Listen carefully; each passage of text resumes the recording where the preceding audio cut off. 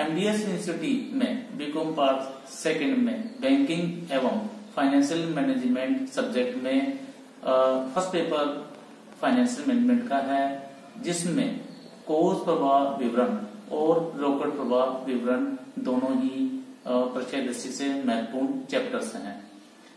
प्राय कोर्स प्रवाह का 20 मार्क्स का प्रश्न आता रहा है परीक्षाओं में। कभी कभार रोकड़ प्रवाह से भी प्रश्न पूछा गया है। एक प्रश्न ये भी आता है कि दोनों में क्या अंतर होता है। आज हम इसी पर चर्चा करने वाले हैं कि कोर्स प्रवाह और रोकड़ प्रवाह में क्या अंतर है। अंतर का जो बिंदु हैं उनके आधार पर हम लोग इसको समझने का प्रयास करेंगे। पहला बिंदु है आशय। कोर्स प्रवाह में कोर्स से क्या आशय है। यहाँ पर हम लोग कोर्स प्रवाह में कोर्स से आशय वर्किंग कैपिटल से लगाते हैं, जबकि रोकड़ प्रवाह विवरण में है कोर्स से आशय रोकड़ व रोकड़ के समतुल्य मदों को लिया जाता है। अंतर का जो दूसरा बिंदु है वह है विश्लेषण का आधार। कोर्स प्रवाह में 2 चिट्ठों की तिथियों में कार्यशील पूंजी में हुए परिवर्तन का विश्लेषण किया जाता है, जबकि रोकड़ प्रवाह में 2 चिट्ठों की तिथियों के बीच रोकड़ की स्थिति में जो बदलाव होता है उसका विश्लेषण हम लोग करते हैं। अंतर का तीसरा बिंदु है निर्माण का आधार। कोर्स प्रवाह में चालू दायित्व में वृद्धि और चालू संपत्तियों में कमी कार्यशील पूंजी को घटाती है, जबकि रोकड़ प्रवाह विवरण में चालू दायित्व में वृद्धि और चालू संपत्ति में कमी रोकड़ में वृद्धि करती है। नेक्स्ट पॉइंट है लेन देन का प्रभाव। कोर्स प्रवाह में शुद्ध कार्यशील पूंजी में हुए परिवर्तन का प्रभाव देखा जाता है, जबकि रोकड़ प्रवाह विवरण में रोकड़ में हुए परिवर्तन का प्रभाव हम लोग इसमें विश्लेषण करते हैं।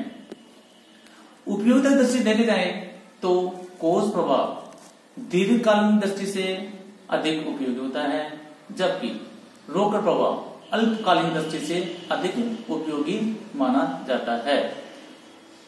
एक बिंदु आता है कार्यशील पूंजी विवरण का निर्माण। कोर्स प्रवाह विवरण में कार्यशील पूंजी का विवरण बनाना अनिवार्य होता है, जिसमें चालू संपत्ति और चालू दायित्वों का विवरण का लेखा किया जाता है।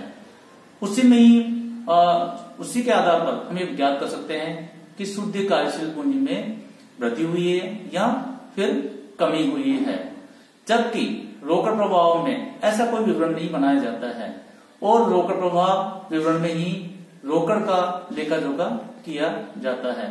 एक बिंदु ये भी है कि रोकड़ शेष।